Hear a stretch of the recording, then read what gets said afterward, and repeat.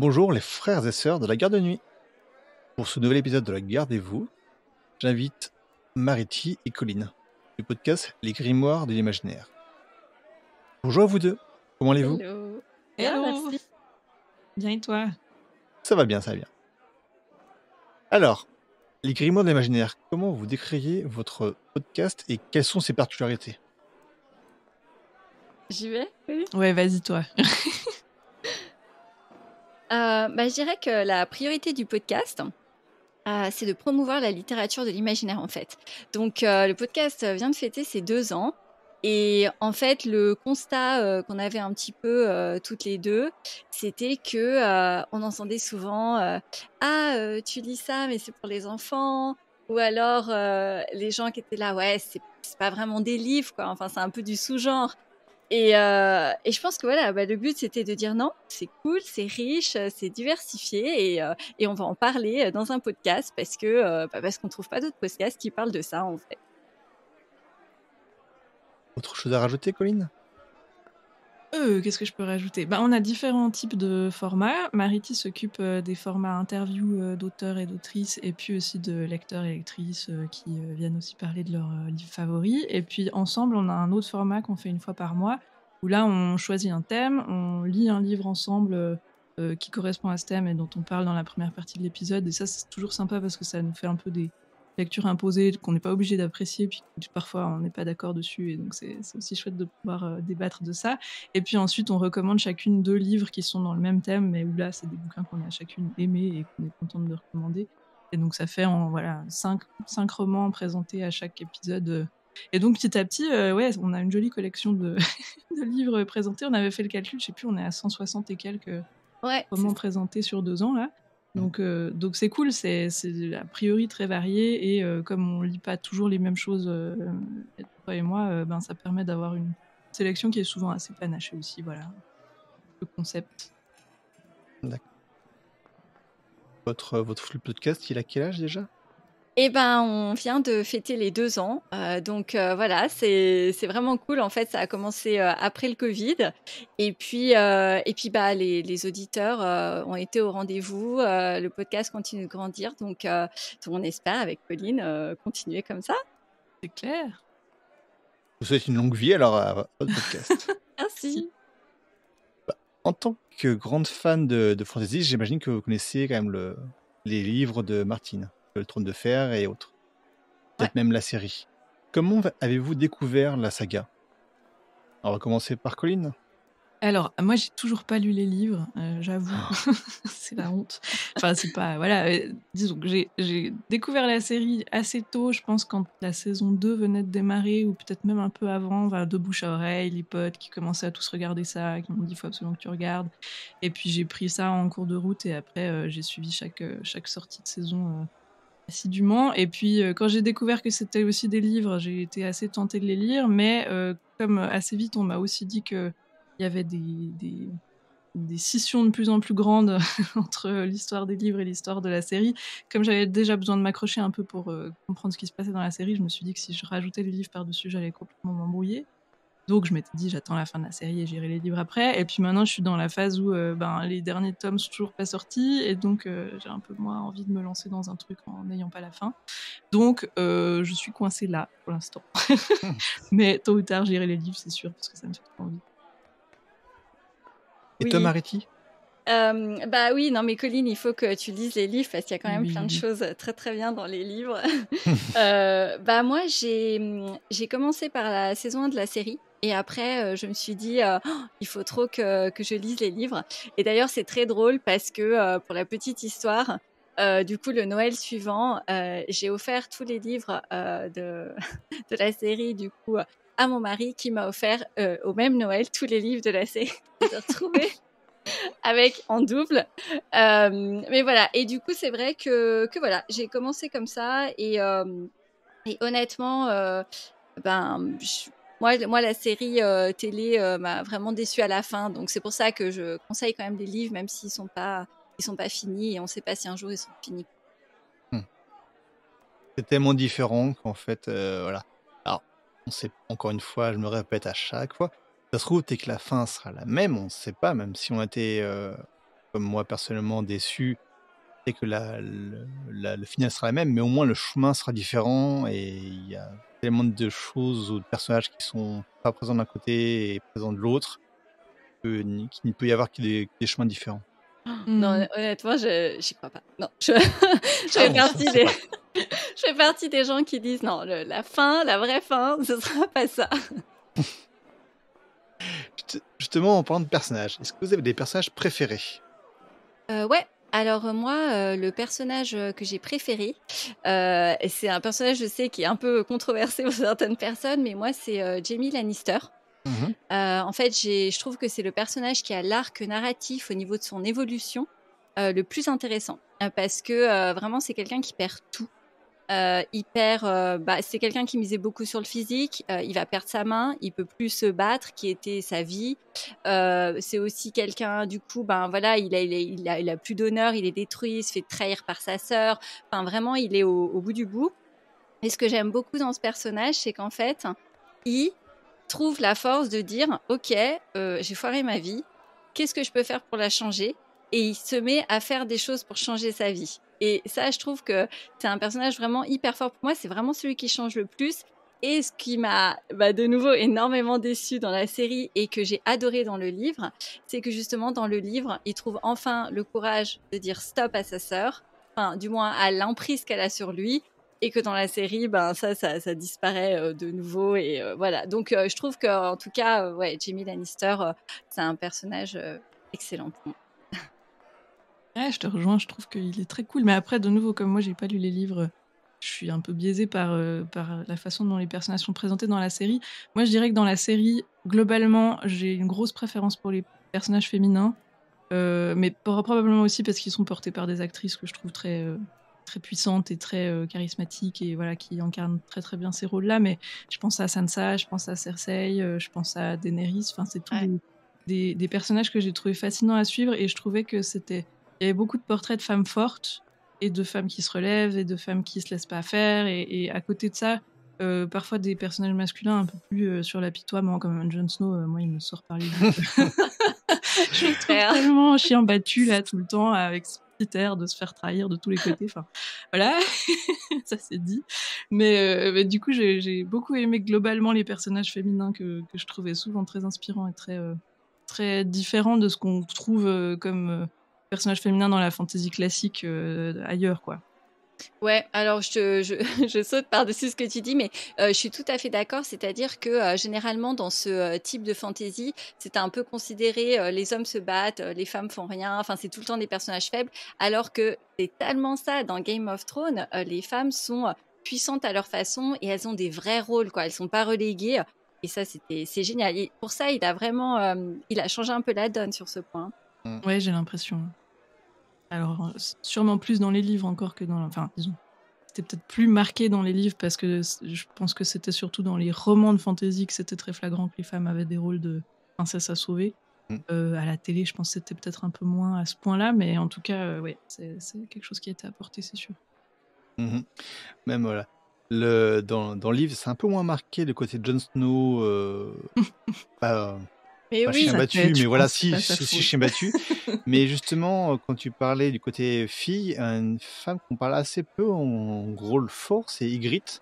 Mhm. Il y a sa dualité entre Jon Snow et Ygritte, et qui est une femme forte dans un environnement compliqué, parce que être avec les sauvageons, c'est pas marrant tous les jours.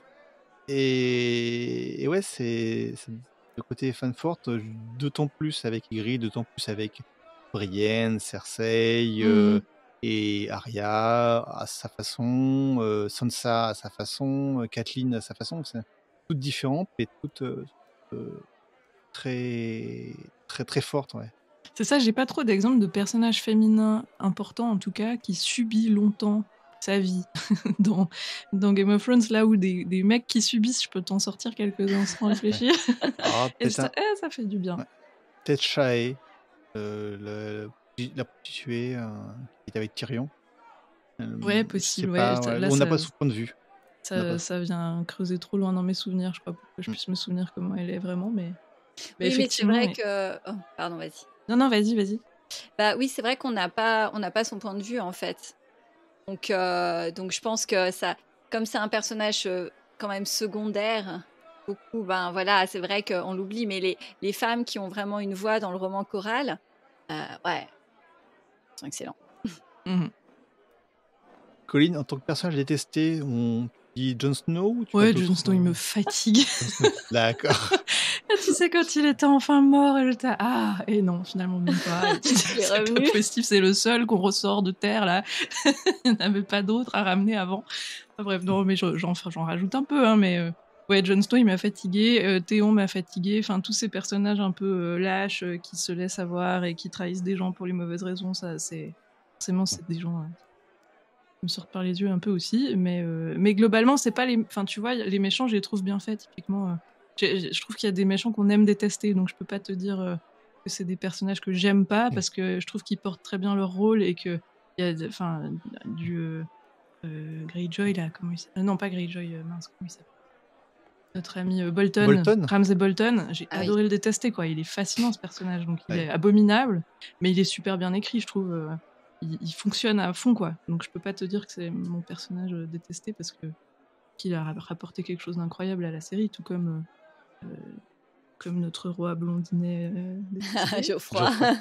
Ce serait compliqué ce soir les prénoms. Ouais, Geoffrey aussi, c'est pareil, il est détestable, mais il est bien fait, quoi. Donc moi j'ai plus eu de mal avec des personnages où j'arrivais pas à comprendre leur motivation, ou que je les trouvais faibles dans un univers où tous les autres personnages sont forts, et puis du coup j'avais du mal à avoir de l'empathie pour ces gens-là, parce que je trouvais qu'ils faisaient pas avancer l'histoire. Et toi, Mariti?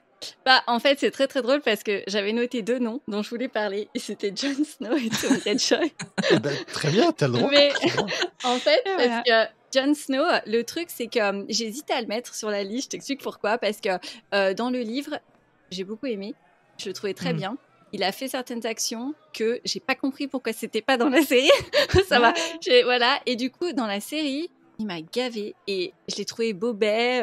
Il subit, comme tu dis. Enfin, j'étais là, mais bouge-toi, Jon Snow. Tu vaux mieux que ça, tu vois.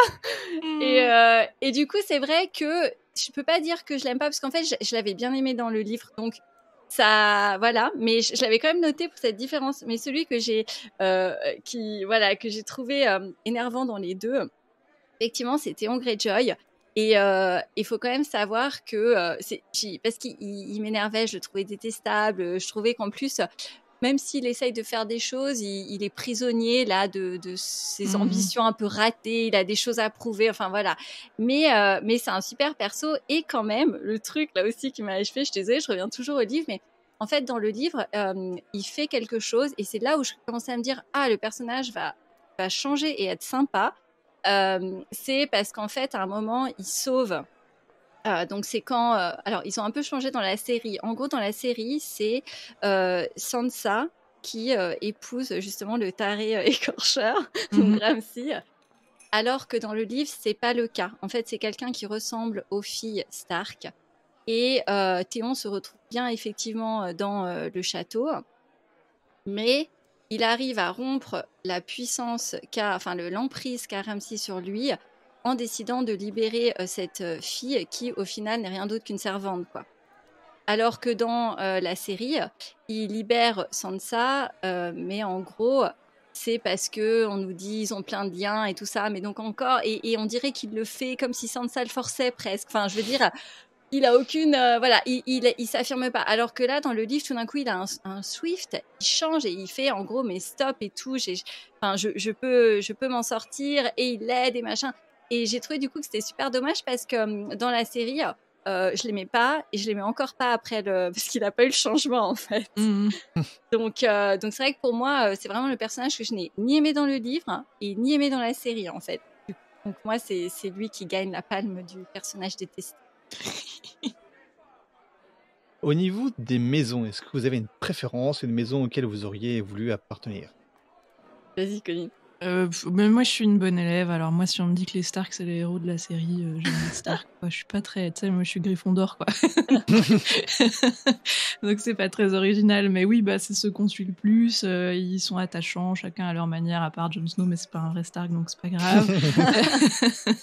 Et puis ouais, enfin, ils s'en prennent tellement plein la tronche pendant tout le long que t'as envie qu'ils s'en sortent, quoi. Moi, c'est forcément la famille que je préfère, mais c'est parce qu'on m'a poussé là-dedans dès la saison 1, quoi, disons.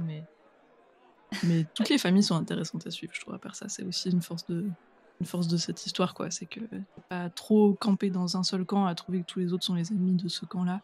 Et c'est ça qui est chouette. Et toi, Maretti? Ouais, et ben moi, non, je vais jouer la rebelle. Je vais pas choisir les Stark. Moi, j'aime beaucoup les Tyrell parce que, je sais pas, plus haut, plus fort. Ça sonne bien comme début. Non, mais non, parce que je trouve que c'est une famille qui est dépeinte comme respectueuse, intelligente. Alors, ils sont quand même dans les manigances, hein, je veux dire, voilà, ils veulent monter sur le trône aussi, tout ça. Mais j'aime bien la finesse, en fait, de comment chaque personnage est présenté. Et niveau vacances, est-ce que vous iriez en vacances à Westeros ou à Essos d'ailleurs, et où? Moi, j'irais bien à Dorne, ça a l'air magnifique. C'est toujours la même réponse. Surtout pour les vacances. Mais oui, mais tout ça le monde va à m'étonne Dorne. pas, mais c'est la Croatie, c'est l'Andalousie, ouais, c'est ça. Ouais. Tout le monde aime l'Espagne ou l'Andalousie. Bah moi j'irais plutôt dans la capitale, hein. J'irais plutôt à Port-Réal. Je trouve que c'est quand même beau aussi, les jardins, la vue, la mer. Ouais, je sais pas, c'est le vin, enfin. Pour Réal, je pense qu'il faut être du bon côté Oui, des créneaux, oui. parce que sinon, si t'es du côté Culpussier, c'est pas top, mais si du côté... Voilà. C'est ça, on va dire Port-Réal de haut standing. Et est-ce que l'une de vous a vu la série House of Thrones? Oui. Et alors, ouais. Donc toi, Mariti, alors, et est-ce que tu as aimé? Et qu'est-ce que tu en penses? Les points forts, les points faibles, un avis général. Ouais.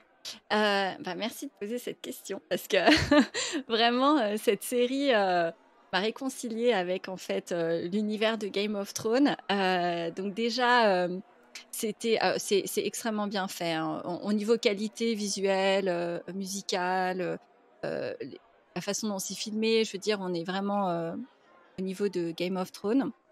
Mais ce que j'ai vraiment trouvé excellent, c'est qu'en fait on va suivre plusieurs générations. Alors que pour Game of Thrones, je sais pas, je dirais on a peut-être 4-5 années de la vie des personnages. Mais là, on a vraiment le roi, ses enfants, ses petits-enfants. Donc ça tisse des nœuds encore plus complexes. On voit que les rancunes restent à travers les années.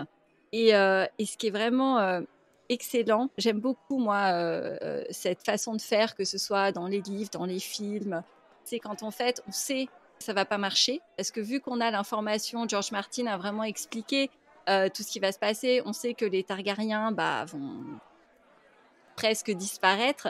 Donc on voit ce roi qui a toutes les bonnes intentions du monde, mais nous on sait que de toute façon il va loser, quoi. Enfin ça va pas marcher. Et du coup c'est vraiment excellent parce qu'en plus il est assez attachant. Il fait des actions. Nous, on voit qu'il est plus ou moins manipulé. On voit que, en fait, lui, il est persuadé de faire des bonnes actions. Donc, ce mélange-là est vraiment excellent. Il y a des femmes fortes, les dragons aussi. Quand même, parlons-en parce qu'enfin, on voit vraiment les dragons, comment ils interagissent. Alors que dans Game of Thrones, la pauvre Daenerys, elle n'a pas trop d'informations, donc elle se débrouille avec ce qu'elle peut. Elle se débrouille pas si mal, hein, franchement. Mais on voit que en fait, dans House of the Dragon, on leur apprenait à ce que leurs dragons leur obéissent. On voit que les dragons ont des liens. Enfin, voilà. Donc vraiment, moi, comme je te disais, voilà, il y a beaucoup de gens que je connais qui m'ont dit je ne regarderai jamais cette série parce que la fin de Game of Thrones m'a déçue. Et justement, j'en profite pour dire non, vraiment, cette série vaut la peine. Tentez, regardez les premiers épisodes parce que elle est très très bien faite et les jeux de contrôle de famille sont hyper bien menés. Vraiment, c'est un plaisir. Et toi, Colline, tu n'as pas vu la série? Non, je l'ai pas vu, mais ça me donne évidemment envie de la voir. Parce que c'était pas par choix, tu vois, c'était pas un dégoût. Alors évidemment, j'ai pas été fan de la fin de la série de Game of Thrones, mais comme plus ou moins tout le monde, j'imagine. Mais ça m'a pas pour autant dégoûté de l'univers. C'est juste que, ben voilà, j'ai bien vu qu'ils ont fait ce qu'ils ont pu avec ce qu'ils avaient pas dans les mains et qu'ils s'en sont pas très bien sortis. Mais que c'est un univers foisonnant, qui a plein de choses à montrer et que là, en plus, House of the Dragon, ils pouvaient se réinspirer des bouquins, c'est ça? Ouais. Il y avait de nouveau des bouquins C'est à ça. disposition pour faire ça mieux. Et donc, je les regarderai, c'est certain, mais je n'ai juste pas encore pris le temps, simplement. Parce que je pense que la fin de la 8, ça m'a un peu. Je pense que ce qui m'a le plus attristé dans la fin de la saison 8 de Game of Thrones, c'était de voir à quel point je m'en fichais que ce soit fini, alors que j'avais été tellement à fond dans les premières saisons.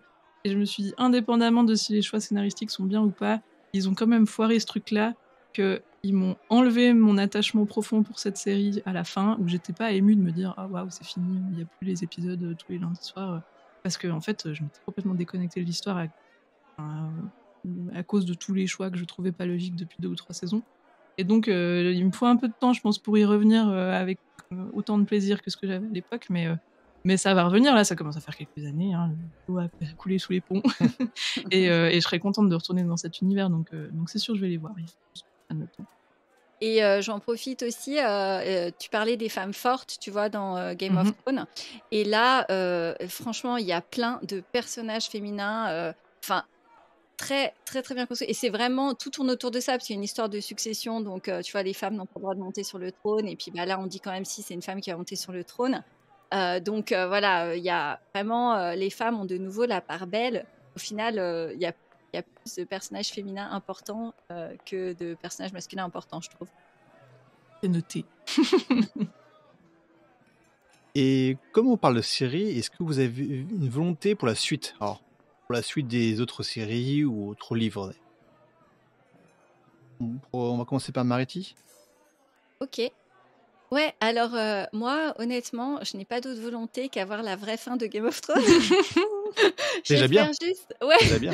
Non, mais s'il pouvait vraiment la finir, parce que je sais qu'il est quand même âgé, donc et qu'il écrit plein de choses, mais si on pouvait avoir ça, ce serait vraiment excellent.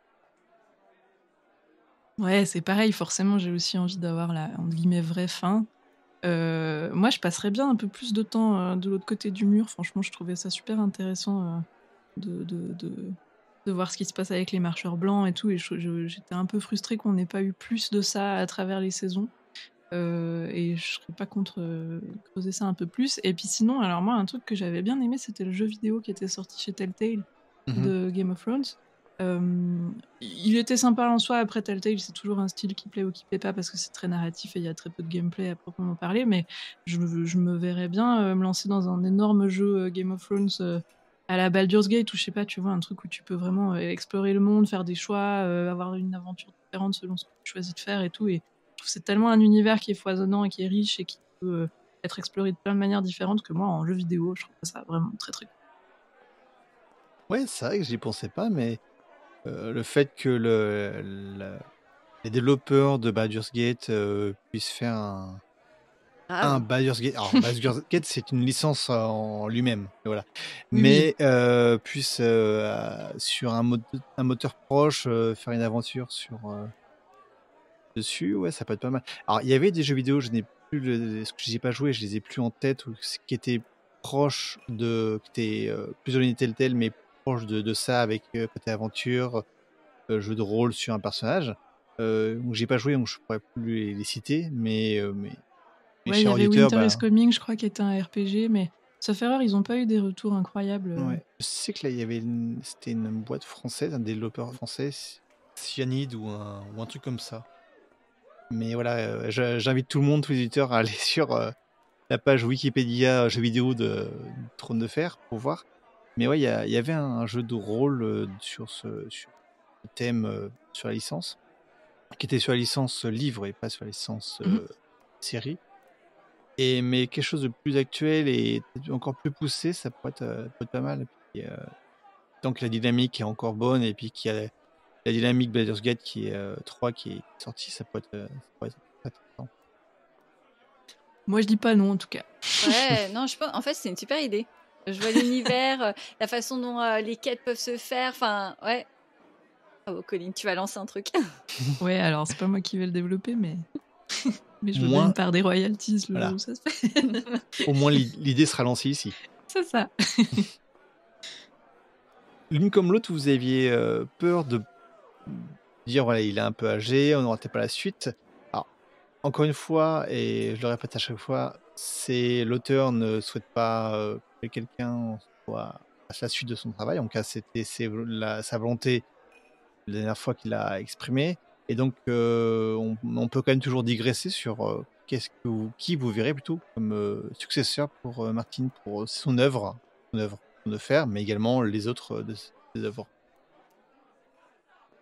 Très compliqué comme question. Hein. Très compliqué. C'est dur, ouais. C'est vrai que moi, déjà, de base, je suis jamais friande de licences qui sont récupérées post-mortem. Je me dis, bon, là, c'était le projet de quelqu'un, la personne n'est plus là pour donner son avis, et en général, ça change, quoi. Il y a quand même un bout de l'âme qui part avec, et moi, je préfère laisser partir les licences avec les personnes qui les ont portées, parce que sinon, j'ai l'impression de lire un truc réchauffé qui, quand même, est pas tout à fait aussi bien que ce que j'aurais voulu, puis que ça dénature un peu le plaisir que j'avais de l'œuvre de base. Donc, je serais pas forcément partante, disons, pour lire des trucs qui auraient été faits pas par George Martin, mais dans son univers et sans son contrôle direct. Mais il faudrait que je réfléchisse un peu plus à quel candidat pourrait le remplacer, parce que c'est pas évident. Ouais. Bah, moi, je suis comme Colline, c'est-à-dire que j'ai toujours du mal au niveau du sentiment de me dire que quelqu'un d'autre va écrire à la place de la personne qui n'est plus là. Parce que, bah, ouais, je me dis, c'est pas pareil en fait, parce que malgré tout, un auteur, il met un petit peu, enfin, dans la façon dont il écrit, dans les mots qu'il choisit. Et du coup, j'ai le sentiment que la personne qui reprend doit faire un peu de copycat parce que il peut pas changer totalement le style. Si les phrases sont plutôt longues ou plutôt courtes, bah, il doit s'obliger à faire ça. Donc c'est vrai que je sais que oui, pour La Roue du Temps, c'est ce qui avait été fait. J'ai cru comprendre qu'il y avait eu un petit peu de la préparation en amont pour que la transition puisse se faire. Donc, mais c'est vrai que par principe, en fait, je suis plutôt contre moi. Voilà. C'est la position de l'auteur, justement, et puis en plus, il faut respecter ce choix. On parlait de Martine et de sa suite, on a Le Trône de Fer, mais également d'autres romans ou nouvelles. Est-ce que vous avez lu les autres romans ou nouvelles de Martine? Moi, j'ai lu Tough Voyaging, donc le voyage de Aviland Tough, que j'ai trouvé super. Donc ça, c'est côté science-fiction, hein, c'est Oui. dans Ça, c'est les côtés science-fiction, c'est l'autre genre de production qu'il fait. beaucoup de ces nouvelles science-fiction sont liées d'une façon ou d'une autre. Là, c'est le voyage d'Aviland Tough et une des séries. Oui, et c'est d'ailleurs un genre de recueil de nouvelles, parce que c'est C'est ça. présenté comme un roman, mais c'est je crois 5 ou 6 nouvelles collées les unes aux autres, avec ce même personnage donc il y a quand même une progression narrative qui fait qu'on peut le lire comme un seul roman, mais c'est pensé comme des petits épisodes successifs comme ça. Et j'ai trouvé ça très très chouette, je trouvais très ludique, assez léger dans le ton, assez humoristique, avec ce personnage hyper bizarre, très déconnecté, qui a l'air d'avoir d'être soit sur le spectre, soit en tout cas assez marginal, assez particulier dans sa façon d'aborder la vie, soit un peu robot, soit un peu Asperger, on sait pas bien, et qui s'intéresse à certaines choses, qui s'intéresse absolument pas à d'autres, et puis qui a aucune considération pour ce que les gens vont en penser, et je trouve ça très rafraîchissant. Elle est encore dans la SF qui était très codifiée et tout, on est dans quelque chose de très différent, avec pas mal de projections dans le futur, donc en même temps c'est de la SF assez ambitieuse, je dirais. C'est pas non plus juste dans 100 ans on a mis 3 robots et on a fini, quoi. C'est vraiment, il y a un côté space opéra, il y a plein de planètes différentes, puis il doit aller régler les problèmes un peu partout. Et j'ai beaucoup aimé cette lecture. J'aurais pas forcément, tu vois, pu dire que c'était le même auteur que Le Trône de Fer si j'avais pas su ça à l'avance. Parce que l'image que je me fais des livres du Trône de Fer sans les avoir lus, je vois ça beaucoup plus touffu, beaucoup plus costaud, beaucoup plus ampoulé. Mais ça, c'est peut-être la traduction aussi qui me biaise, hein, la traduction française des premiers qui était très ampoulée, justement. Là, j'ai trouvé que ça se lisait super bien, que c'était très divertissant, pas trop lourd, justement, et j'ai beaucoup aimé ce livre. Très chouette. Le voyage d'Aviland Tough, on en parle justement dans un podcast qu'on a fait cet été. donc dans les Martins à la plage, fait par Chris. Et voilà, on en parle. On parle également d'autres romans ou nouvelles de l'auteur. Cher auditeur, je vous renvoie vers cette série de podcasts pour écouter d'autres romans que Le Trône de Fer. Hum, Est-ce que vous pensez que la saga, livre, série, a une influence sur le paysage culturel, que ce soit actuel ou que ce soit futur ou même passé, parce que ça commence déjà un petit peu à avoir de l'âge, la série, sur la fantasy ou même sur l'ensemble de la littérature? Mariti, tu veux commencer? Ok, ça marche. Ouais, alors moi, ce que j'ai vu, c'est que après Game of Thrones, il y a une foison de guides qui est apparue, ou d'articles, de blogs sur comment écrire comme George Martin. C'est vraiment devenu le truc pour les auteurs. J'ai trouvé, il y a eu cette grosse tendance. Et encore aujourd'hui, les gens disent, ah, j'écris une histoire comme le Game of Thrones. C'est vraiment, c'est devenu l'encre pour tout le monde, la référence qui a surpassé toutes les autres en fait. Et donc c'est vraiment cool pour ça, surtout que là où je trouve il a fait...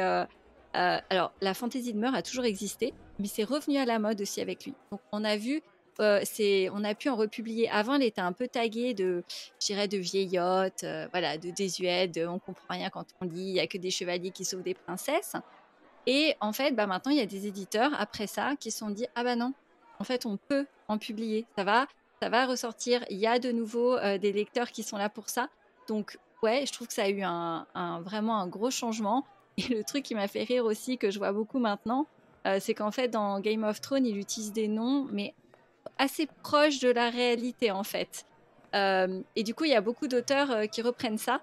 Ils utilisent des noms et ils vont juste changer une voyelle, rajouter une lettre. Et ça, c'est la marque Game of Thrones. Ça, c'est sûr. Ça et le côté non manichéen, c'est voilà.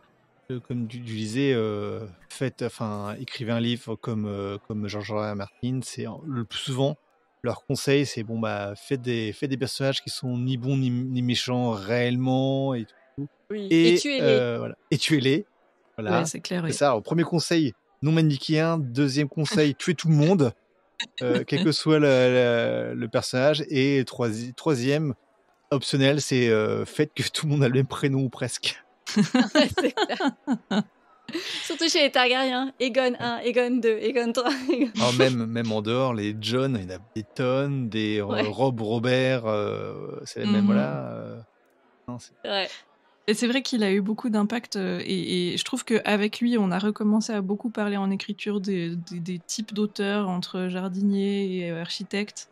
Et donc ça, c'est vraiment cette théorie qui veut que soit t'es un architecte, donc t'as construit toute ta trame narrative à l'avance et tu l'écris en sachant où tu vas, soit t'es le jardinier qui plante ses trucs et qui regarde ce qui pousse, quoi. Et George Martin s'est beaucoup présenté comme un jardinier, et c'est ce qui fait qu'aujourd'hui, probablement, il a du mal à refermer son histoire parce qu'il a poussé plein de trucs partout. Il a planté des trucs dans tous les sens, et maintenant, chaque personnage a sa trame, son histoire, ses enjeux, ses galères, ses trucs, et puis ça fait un truc hyper foisonnant, et à la fois c'est hyper riche et c'est impressionnant, et on se dit mais cet univers il vit vraiment devant nous parce que tous les personnages sont intéressants, tous les personnages ont des enjeux, et en même temps du coup quand il s'agit de refermer l'histoire, c'est beaucoup plus difficile de savoir comment faire converger un scénario qui à la fin peut te donner le sentiment d'être arrivé au bout de quelque chose sans qu'on ait encore 50 portes ouvertes qui nous frustrent parce qu'on n'a pas réussi à le finir. Donc j'ai l'impression que ça avait beaucoup remis ça sur le tapis aussi des auteurs qui se définissaient ensuite comme soit jardinier, soit architecte. Est-ce que finalement il y a des avantages à l'un et à l'autre et tout, alors que je pense que fondamentalement tout le monde est plutôt un mélange des deux et que c'est beaucoup trop divisé, mais c'est souvent l'exemple qui est pris du jardinier extrême qui du coup s'en sort plus parce qu'il a ouvert beaucoup trop de portes. Et effectivement, je pense que tu parlais du côté non manichéen, plus humain que épique et tout. Je pense que ça, c'est quelque chose qui est beaucoup revenu avec lui, c'est de faire cette fantaisie beaucoup plus humaine, cette fantaisie qui s'intéresse aux gens. Et puis c'est pas parce que c'est de la fantaisie qu'il faut mettre de la magie à tous les étages et qu'il faut avoir des baguettes magiques et faire plein de trucs. Et en fait, ça peut être très proche de la réalité, ça peut être des enjeux très humains, avec juste des petites touches comme ça, de sorcières, de dragons, de trucs quand il y a besoin, mais très timide finalement. C'est pas ça le cœur. Et Fantasy Meurtre, c'est assez ça, quoi. On est dans un univers qui n'est pas le nôtre, mais les enjeux qu'on y voit sont très très humains. Et par contre, un truc un peu négatif qu'il a apporté quand même au milieu de l'édition, c'est le fait que c'est un premier, enfin peut-être pas le premier, mais c'est un très grand exemple d'un truc qui a eu énormément de succès, mais qui n'est pas fini. Et où du coup, les gens maintenant, les éditeurs témoignent qu'ils ont plus de peine à signer des sagas. Ils osent moins se lancer dans des sagas parce que t'as moins la garantie que les gens aillent au bout. Et que quand même, il y a pas mal de gens qui sont dissuadés de commencer quand ils savent pas s'il y a une fin. Et je pense que ça, par contre, c'est un effet pas super positif de sa production, c'est que maintenant, c'est plus difficile de faire vendre des sagas tant que t'as pas la garantie qu'elles sont sorties en entier. Et puis, ben voilà, c'est vrai qu'avant, on y allait peut-être un peu plus les yeux fermés, et puis il y avait 10-12 tomes qui sortaient, et puis ben, ça tombait une fois par an, on était content, on achetait. Puis d'un coup, t'arrives sur un truc où tout le monde est à fond, tout le monde attend la suite, et 10 ans plus tard, 12 ans plus tard, la suite est pas là. Tu te dis, attends, mais c'est ça le deal quand j'achète des sagas en cours, c'est que peut-être j'aurai jamais la fin. Et apparemment, ça a eu un effet quand même sur le monde de l'édition, de rendre les éditeurs un peu plus frileux. Ouais, c'est vrai qu'aujourd'hui, t'as plus des grosses sagas de 10-12 tomes, l'Assassin Royal, La Roue du Temps, tout ça, en fait. Enfin, en tout cas, c'est plus dur à faire passer, j'ai envie de dire. Généralement, une saga, moi, ce que j'ai entendu, c'est bon, une saga de 3 tomes, ça passe. Il faut que tu arrives en ayant déjà tu vois, tes Ça, il arcs devait être pour presque être chacun. déjà écrit, quoi, oui. Ouais, il faut que tu aies vraiment tes synopsis, c'est tout pour chacun, que tu saches où tu vas, même si ça peut toujours changer. Et là, c'est même pas sûr que ça passe. Mais en gros, si t'es plus, non, à part si t'as un grand nom, enfin, c'est normal, une maison d'édition, c'est un business, tu vois. Elle peut pas non plus prendre un risque sur autant, sachant que même les sagas qui marchent, en fait, le nombre de lecteurs diminue de toute façon. Ben oui. Que ce soit avec le nom du vent ou G.A. Martin avec son travail, c'est vrai qu'il y avait peut-être une sorte de cassure sur la confiance que les gens peuvent avoir sur les grandes sagas. Ouais. En fait, maintenant que vous le dites, je vois, je vois moins de grandes sagas qui sortent. Ou sinon, c'était des sagas où j'utilise le terme, même si je ne maîtrise pas vraiment, c'est qu'ils sont au frigo en fait. Ils mettent, ils ont déjà écrit le tome 1 et l'éditeur l'a reçu, l'a accepté, mais ne le sort pas avant que le tome 2, voire 3 soit sur la fin en fait. Après, il y a le très bon exemple de Capitale du Sud et Capitale du Nord, qui est du coup un peu... Justement, j'y pensais, ouais. C'est le contre-exemple, mais tu vois, au final, vu qu'il sortait... Alors, juste pour les auditeurs qui ne connaissent pas, en fait, c'est 2 trilogies dans 2 villes un petit peu jumelles. Donc, on est aussi dans de la fantasy demeure, en fait, avec une pointe de fantastique. C'est d'ailleurs une recommandation c'est pour ceux qui aiment Game of Thrones. Et du coup, là où l'éditeur a été, je dirais, futé aussi, c'est que du coup, c'est sorti tous les 6 mois. Mais c'était le premier tome de Capitale du Sud, 6 mois après le premier tome de Capitale du Nord, 6 mois après le deuxième tome de Capitale du Sud. Donc en fait, il y avait quand même 1 an entre les tomes d'une même saga, enfin de la saga du coup d'une ville, qui fait que ça donnait le sentiment que ça sortait très très vite. Mais au final, pour les auteurs, c'était faisable de tenir le rythme. Donc ça, c'était intelligent. Oui, puis au final, ça faisait quand même que 2 trilogies, quoi. On n'est pas non plus sur ouais, mais c'est un 6 truc tomes. gargantuesque. Oui, mais qu'on peut lire... Enfin, on peut en lire qu'une des 2, disons. Ouais. Mais, et un autre contre-exemple qui, lui aussi, du coup, très marginal, c'est le cycle de Sif de Patrick Dewdney. Mais où là, lui-même dit qu'il a eu une chance incroyable d'être signé au Diable Vauvert, et il a prévu de faire, je crois, 7 tomes. Et ils ont déjà signé pour les 7, quoi. Mais c'est un truc qui n'existe quasiment plus maintenant, et donc il est parfaitement conscient de la chance qu'il a eu de pouvoir signer ça du premier coup. Et puis c'est un truc qui fait penser un peu à du Robin Hood, aussi dans la fantasy assez classique, avec un personnage qui se développe au fur et à mesure des tomes et qui grandit. Et puis j'avais eu l'occasion de l'interviewer, donc c'est pour ça que je redis un peu ce qu'il m'avait dit, où pour pouvoir écrire ça, il devait avoir en tête les 7 tomes, parce que pour retracer l'évolution de son personnage qui raconte son histoire a posteriori, quoi, vraiment comme dans l'Assassin Royal, où il parle de ça 20 ans après les faits, 30 ans après les faits. Et donc pour savoir où il est arrivé, il a fallu qu'il ait une idée de tout son parcours, mais il les avait clairement pas tous écrits quand il a signé. Et ça sort maintenant aussi une fois par an, je crois, toutes les années et demie. Et c'est aussi très bien d'ailleurs, mais maintenant ça devient des histoires où on peut citer un exemple, parce qu'il y en a très très peu et que c'est plus l'exception que la règle. En dehors de ce que vous avez cité, est-ce qu'il y a d'autres fantasy de mœurs qui peuvent être citées en fait, qui sont dans la continuité ou même au contraire complètement à l'inverse de ce que fait Martine, mais qui reste de la fantasy Meurs. J'y vais? Vas-y. Ouais. Alors, ben, donc, comme on vient de parler, la capitale du Sud et capitale du Nord, donc oui, je pense que ça correspond bien. Après, pour moi, celui qui m'y a vraiment, vraiment fait penser, c'est Les Carmilles d'Or, donc d'Olivia Gomez. Elle avait d'abord été dans une maison d'édition et finalement, là, elle va être republiée dans une autre maison d'édition depuis le tome 1. C'est quelque chose qui est aussi censé être en 5 tomes. Donc, pour l'instant, il y a le 1 qui va se refaire publier et le 2 qui est en cours d'écriture. Mais là, on est aussi dans un univers imaginaire avec des îles et des guerres de famille. Et puis, il y a un espèce de pouvoir mystique dont les personnages n'ont pas vraiment encore conscience, mais que nous, en tant que lecteurs, on comprend. Et donc, on est vraiment, vraiment dans la même structure que Game of Thrones au niveau guerre de famille, avec une espèce de menace fantastique dont on n'a pas encore tous les enjeux et on ne comprend pas tous les pouvoirs. Donc, pour moi, ouais, je dirais c'est ça. Et en francophone, les deux sont francophones que j'ai dit, mais c'est vrai que là, je n'ai pas encore lu parce qu'il n'est pas encore sorti, mais ça s'appelle Les cerfs sous le velours noir de Charlène Ferlet. Et apparemment, ça reprend aussi cette idée. Donc, éventuellement, pour ceux qui voudraient guetter sa sortie, ça pourrait être une occasion. On pourrait aussi citer, alors moins en fantasy de mœurs, mais plus en fantasy historique, les romans de Guy Gabriel Kay. Je ne sais pas si vous en avez déjà parlé dans ce podcast. Mais c'est un auteur américain qui a pas mal de succès, en tout cas en anglophonie, un peu moins chez nous, mais voilà, qui a une très belle production.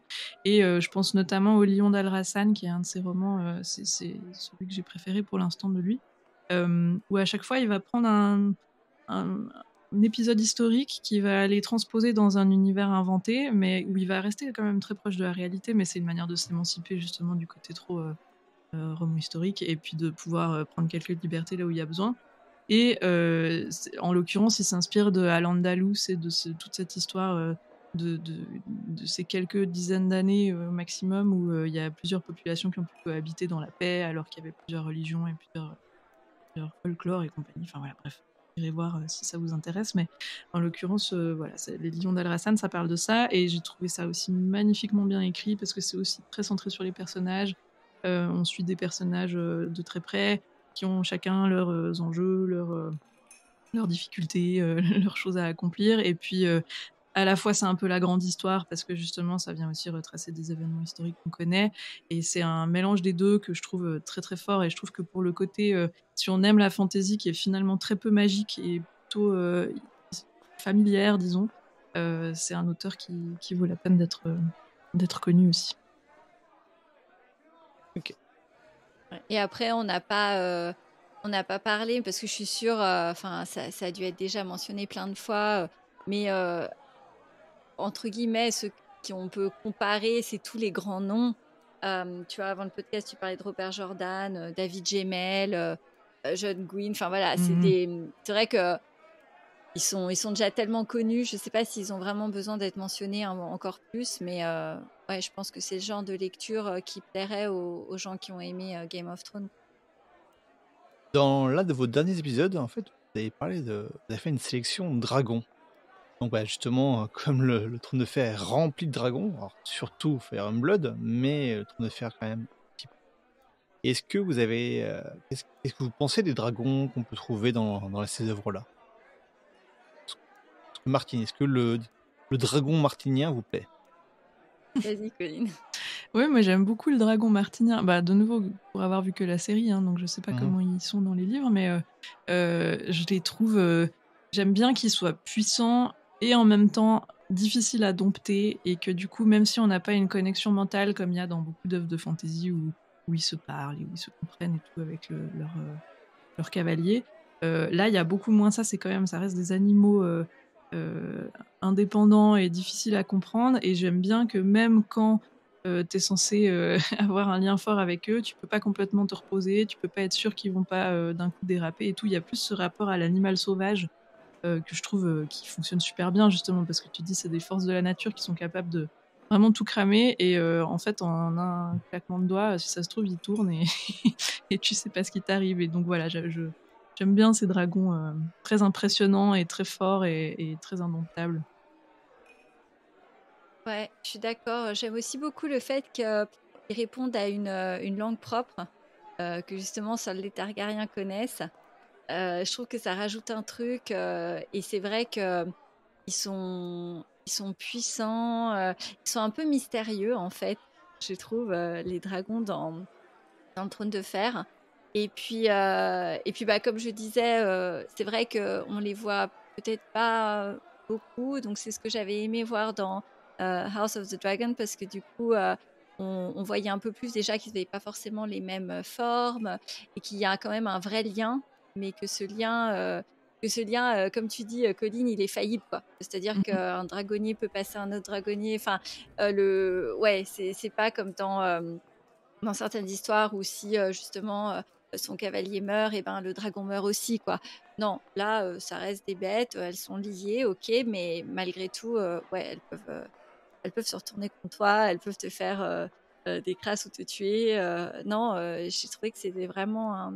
Ouais, belle- Et là, c'est d'autant plus intéressant de voir la série, au moins la saison 1 de House of the Dragons, où le thème du dragon, sans spoiler, donc je dirais pas exactement quoi, mais sans spoiler ce que tu citais, Colline, est très très très intéressant, à plusieurs reprises d'ailleurs. Je regarderai cette série, c'est sûr. Ouais, ouais. Le teaser. Et tu reviendras après pour en dire ce que tu en penses et est-ce que ton avis sur les dragons martiniens a changé ou pas. Parfait. Justement, je continue avec toi, Colline. Si je me trompe pas, tu n'es pas une grande fan des découpages. Alors, pas spécifiquement pour le Trône de Fer, mais sur les découpages des livres en général. Ouais, alors disons, moi j'ai toujours un problème quand... Alors je comprends que les bouquins en anglais, ils sont forcément plus courts que les traductions françaises, parce que la langue française se développe sur beaucoup plus de caractères. Bon, je sais plus le pourcentage exact, mais je crois que les phrases en anglais, quand tu les traduis en français, tu prends 30 ou 40%, un truc du genre de plus, pour dire la même chose. Donc je sais que des pavés en anglais, quand tu essayes de les traduire en français, ça te donne des livres que tu ne peux plus tenir dans la main, parce que c'est beaucoup trop grand. Donc, je suis consciente de ça. Donc, je comprends la nécessité de faire des découpages différents en français pour qu'on puisse prendre le livre dans la main. Mais ça me pose toujours un problème parce que forcément que derrière, il y a un biais où les gens vont considérer que c'est des tomes uniques, considérer que c'est la façon dont c'était prévu qu'ils soient consommés, ce qui n'est pas le cas. Et du coup, je trouve que ça crée des biais où on se dit « Ah, bah dans ce tome-là, il ne s'est pas passé grand-chose », alors qu'en fait, on parle d'un quart du vrai tome d'origine. Et que oui, peut-être que sur les 25% de l'énorme pavé de 800 pages en anglais, il s'était pas passé énormément de trucs, mais que ça te fait pas le même effet. Tu te dis pas que c'est grave parce que tu sais que t'as seulement un quart du livre, quoi. Et donc, j'ai toujours un peu de mal parce que pour moi, du coup, c'est comme si on chroniquait des chapitres, en fait. C'est comme si on lisait le chapitre 1, puis après on allait en parler sur Internet. Mais oui, alors je trouve le chapitre 1, il ne passait pas beaucoup de choses. Je sais pas si j'irai le chapitre 2. En général, on donne un petit peu plus longtemps notre attention à l'auteur et on chronique quand on a fini un livre entier et puis on se fait un avis par rapport au découpage que l'auteur a voulu faire au départ, quoi. Et du coup, moi, comme je lis en VO en plus beaucoup, c'est vrai que j'ai toujours tendance à essayer de respecter au maximum les souhaits de base de l'auteur. Et donc, si l'auteur a décidé que son histoire, elle allait de là à là, et ben, j'essaye de la consommer comme ça aussi pour être au plus près de ce que lui voulait au niveau de ça. Que le rythme change forcément. On essaye de diffuser du rythme à travers un certain nombre de pages. Et puis on met des climax, on organise des trucs. Et si on réfléchit ça et qu'après, un éditeur dans une autre langue vient découper ça complètement différemment, ben, ça casse forcément ça, quoi. Alors, c'est pas censé être super grave, et je pense qu'un livre qui vaut la peine, même si on le découpe différemment, il vaudra toujours la peine. Mais je suis toujours un peu triste. C'est pareil dans l'Assassin Royal, c'est pareil dans plein d'autres livres, souvent dans les Stephen King aussi. Ils coupent en deux des bouquins qui étaient censés être des tomes uniques.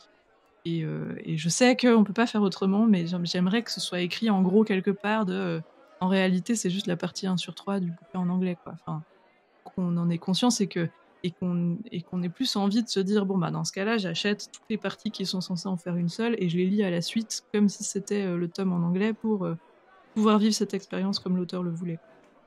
Bah, moi, je suis tout à fait d'accord avec toi. C'est-à-dire que ce que je pourrais reprocher en règle générale dans les traductions, c'est que c'est pas forcément indiqué. Et du coup, Ouais, c'est ça.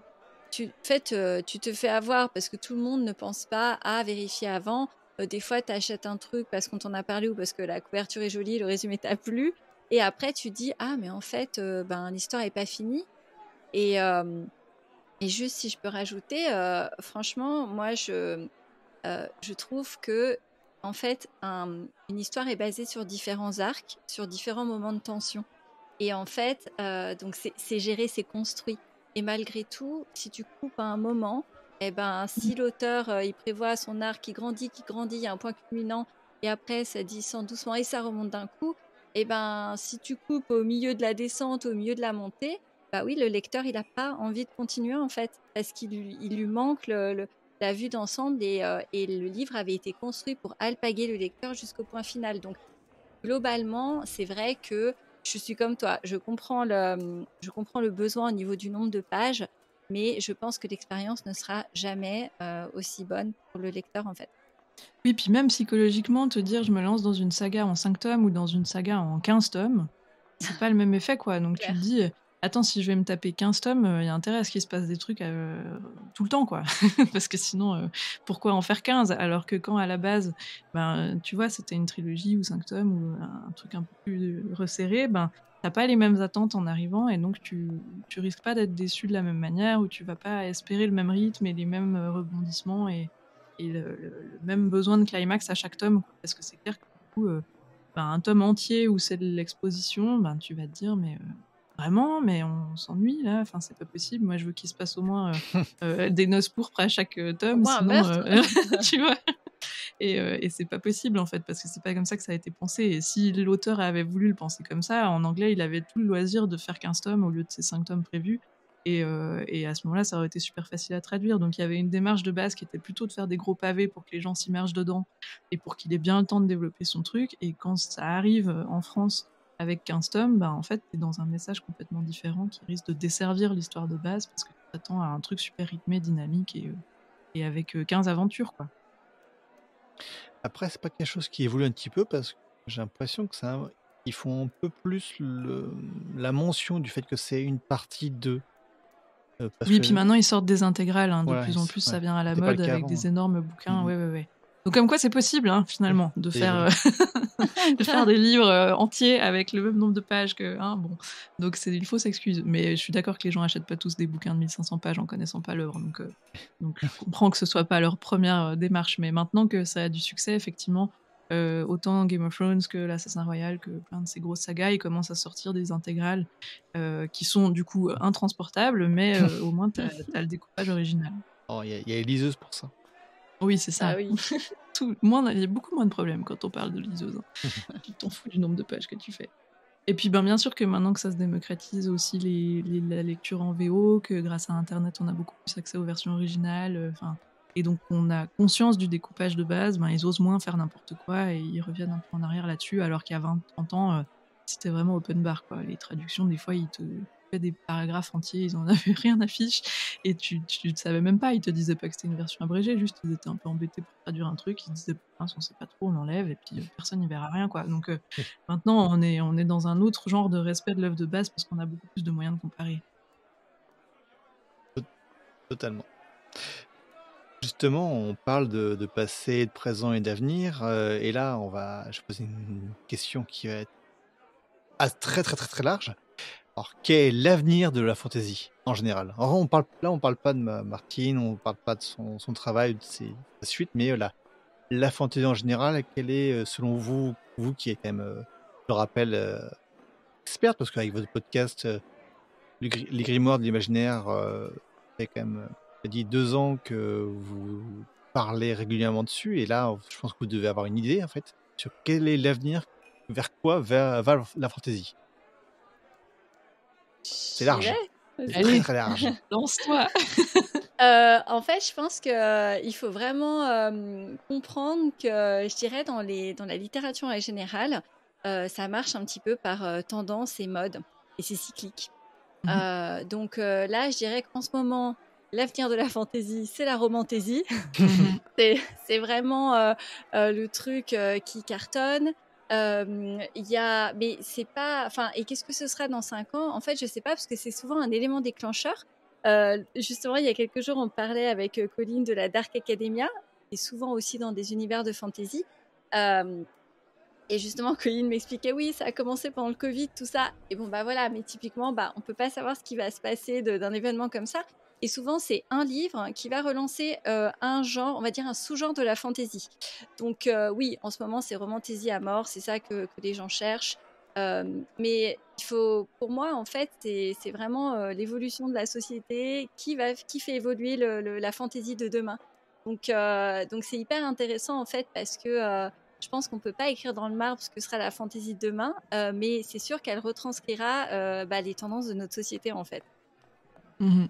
Et puis au niveau de la popularité, je dirais qu'on est de plus en plus influencé par le monde anglo-saxon, dans le bon sens en ce qui concerne la fantasy, parce que aux US et en Angleterre, c'est déjà un genre qui est très installé et très sérieux depuis longtemps. Ils ont des prix exprès pour les meilleurs romans fantasy chaque année, science-fiction, enfin ils ont tout un... Ils découpent ça en différentes catégories qui ont chacune une grande importance, et il y a du prestige, il y a des conventions, il y a...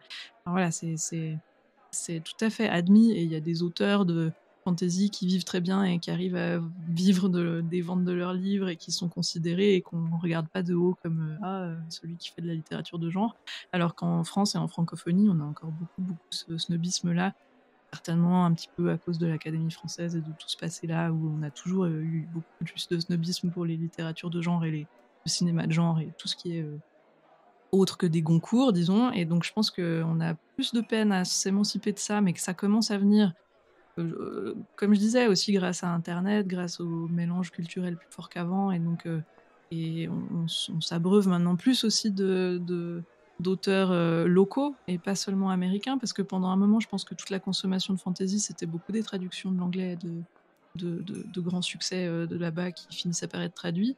Et c'était encore beaucoup moins fréquent qu'aujourd'hui de pouvoir être un auteur francophone qui fait paraître de la fantasy ou de la science-fiction. Et maintenant, ça vient. Alors, ça vient pas super vite, hein, on parle pas encore vraiment de carrière euh, incroyable, hein. Enfin, il y a quelques personnes qui en vivent, mais c'est clairement pas la majorité. Et c'est encore beaucoup regardé de haut.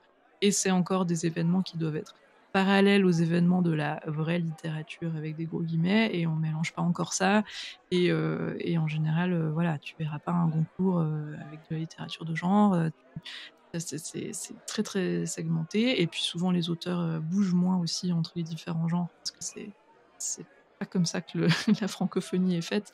Pareil pour les artistes dans d'autres disciplines, hein. En général, si t'es acteur de comédie, t'es pas aussi acteur de drame. Enfin, alors, on a beaucoup plus de mal à se laisser varier en fait et bouger entre ces catégories et à ne pas tout le temps devoir faire des catégories pour les choses. Et donc, je pense que ça vient un peu maintenant justement par ces cultures-là et que ça nous fait du bien. Et j'aimerais vraiment que ça prenne en ampleur et qu'on on laisse de plus en plus de place à ces littératures-là et qu'on arrête de les regarder justement, comme je disais, de haut ou comme des choses moins nobles ou comme des choses qui nécessitent moins d'avoir des talents d'écrivain parce que le but c'est juste de raconter une histoire mais on s'en fiche un peu de comment tu la racontes ou Dieu sait ce qu'on peut imaginer sur les clichés de qu'est-ce que c'est d'écrire de la fantasy ou de la science-fiction parce que pour moi c'est le même combat. Et voilà, on est encore vraiment en retard, mais j'espère pouvoir prédire un futur dans lequel la fantasy et la science-fiction ont une place beaucoup plus sérieuse dans le panorama francophone et qu'on arrête de devoir dépendre des traductions pour consommer ça, parce qu'il faut aussi qu'on commence à consommer un peu plus local et qu'il y a des choses qui se font et qui sont super aussi, évidemment, par chez nous, quoi. Ouais, après, moi, c'est vrai que là où j'ai vu aussi une évolution, et je pense que ça va continuer, je me souviens encore d'un gros salon que j'avais fait du livre, et il y avait Brajlon. Et Brajlon, Mhm. déjà, eux, ils luttaient pour leur stand, ils étaient un peu, tu voyais, les outsiders, et moi, j'étais là, c'est génial, mais en gros, ils étaient les seuls. Ouais. Et, euh, et peut-être, je sais pas, quelques années après, je me souviens, ça avait fait énormément jaser dans ce salon, ils avaient rajouté une partie young adulte. Il faut savoir que dans Young Adult, il y a beaucoup d'imaginaire en Young Adult. Et c'était un peu la rébellion, genre, oh mon Dieu, c'est pas un genre, ça n'existe pas, ils n'ont pas leur place dans le salon.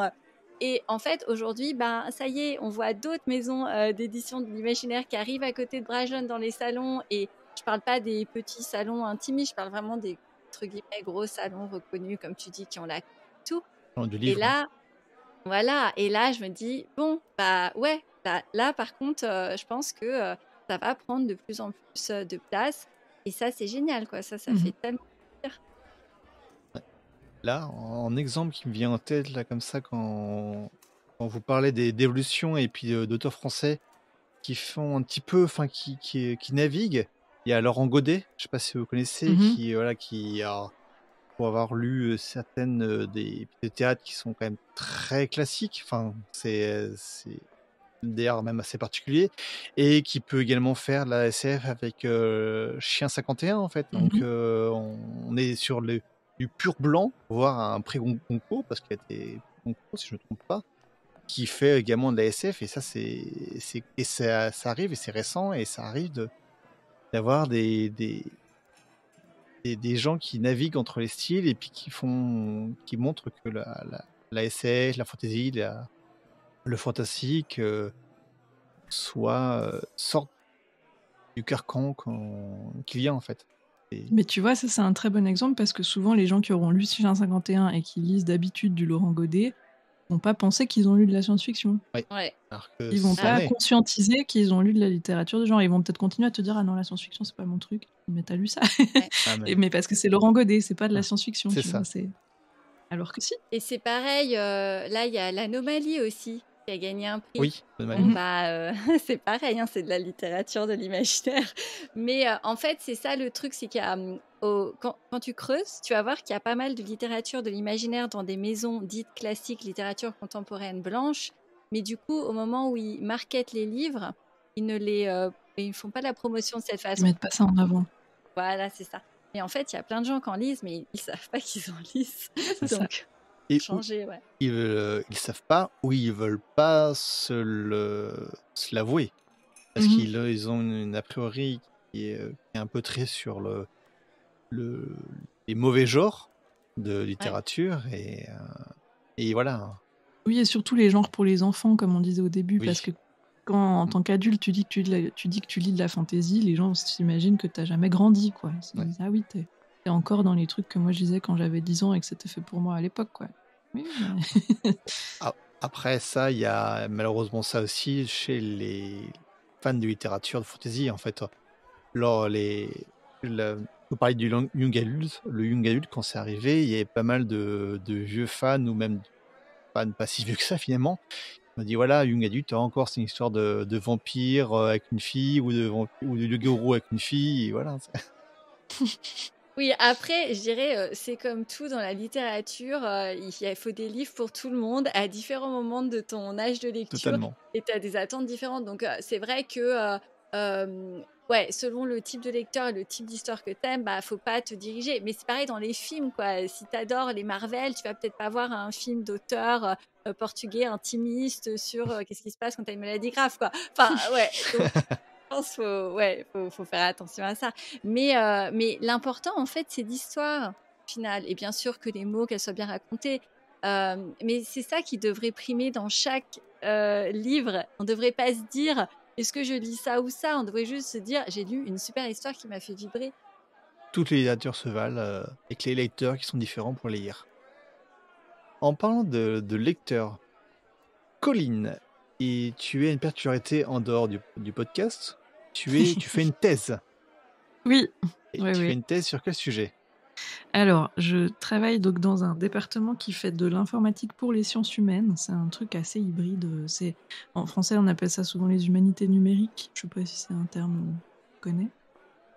C'est assez marginal, hein, de toute façon. Mais c'est en gros, voilà, tous les outils informatiques et mathématiques qu'on peut mettre à portée des chercheurs et chercheuses en lettres pour les aider à répondre à des questions en littérature ou dans n'importe quelle discipline des lettres où ça peut leur rendre service, parce que souvent, ben, c'est rare d'avoir les deux bagages conjoints, et donc c'est rare d'être à la fois chercheur en lettres et de savoir comment coder un algorithme en Python pour faire une partie des choses à ta place.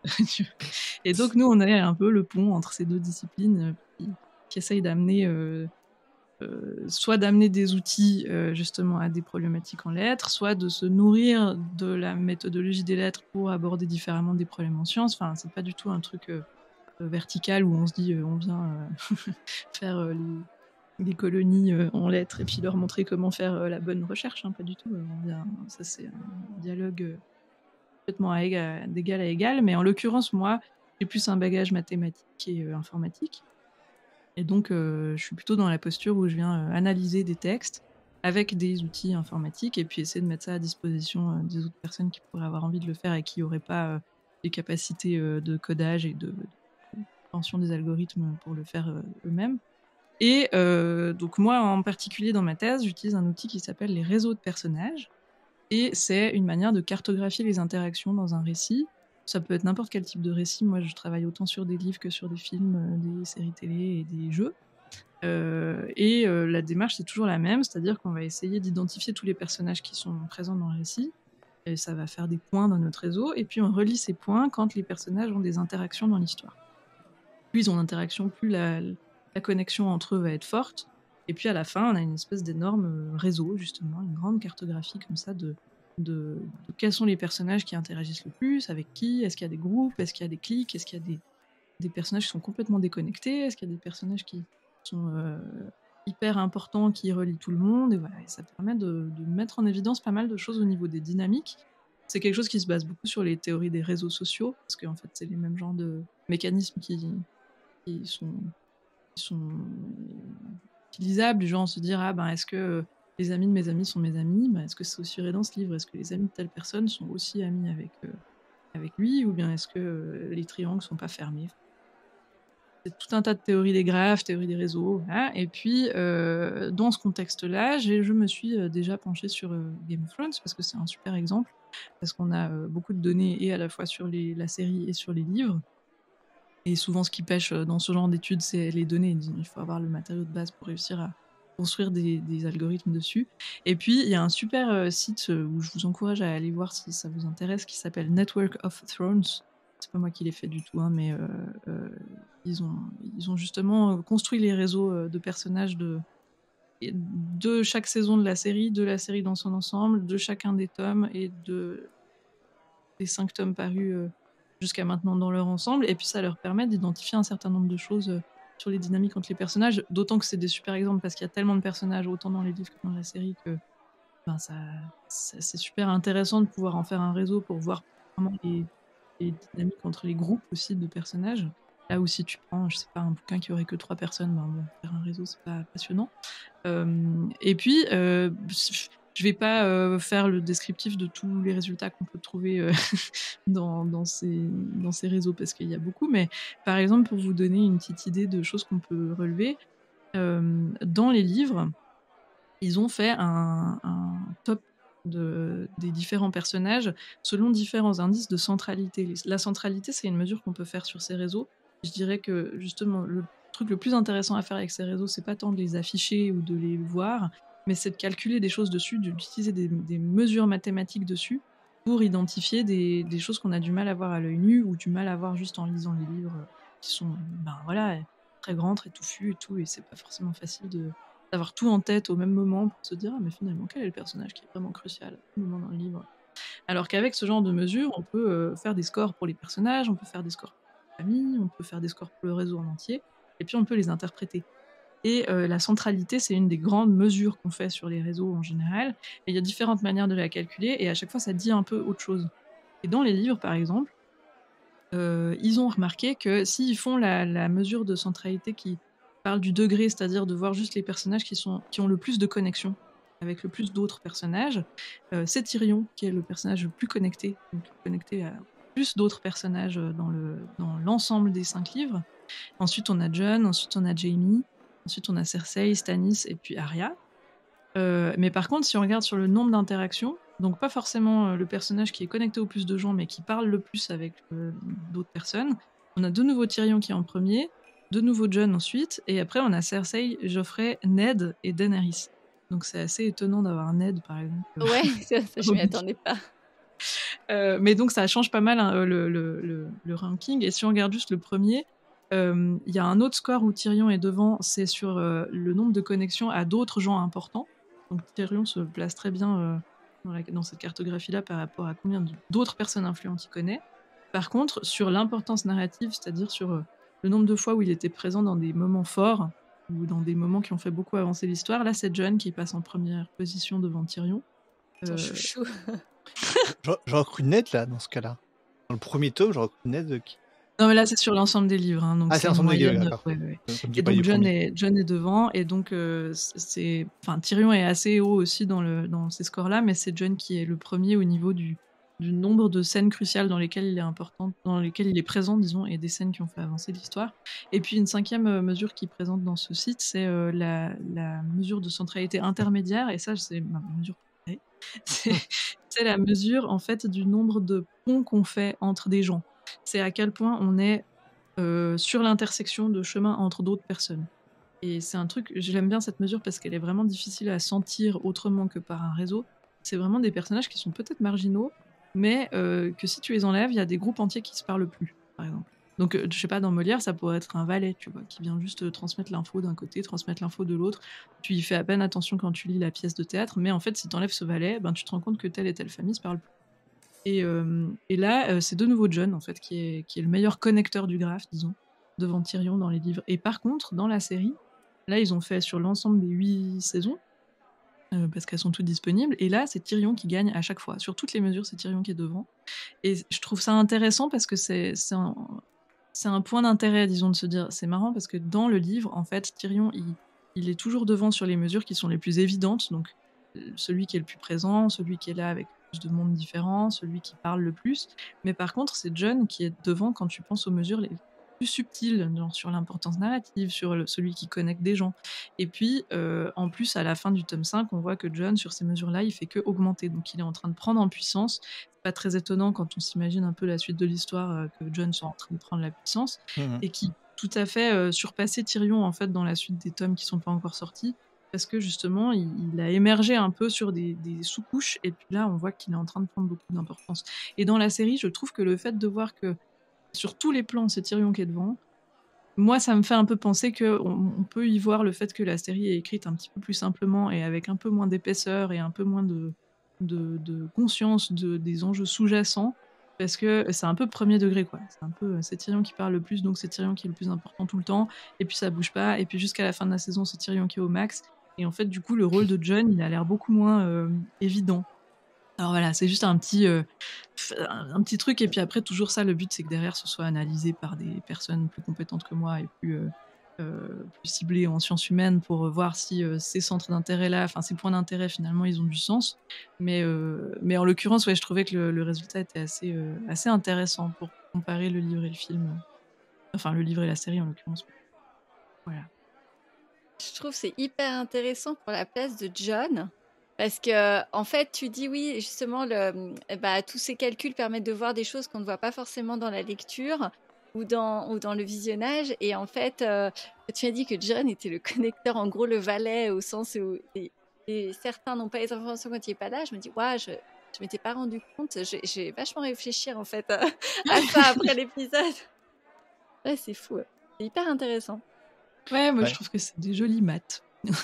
Et puis John est quand même dans le livre, j'en ai pas conscient, mais il est tellement important sur plein de choses.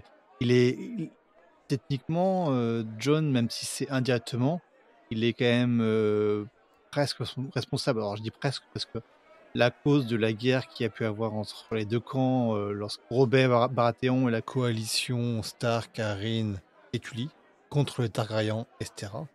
C'est pas dû à l'enlèvement de la sœur de Ned et donc la naissance de Jon Snow. C'est lié à autre chose, c'est lié à la mort des pères et du frère de Ned. Mais il est quand même au carrefour de tellement de choses, Jon, et en fait, ouais, c'est intéressant. Et il en est même pas conscient. Ouais.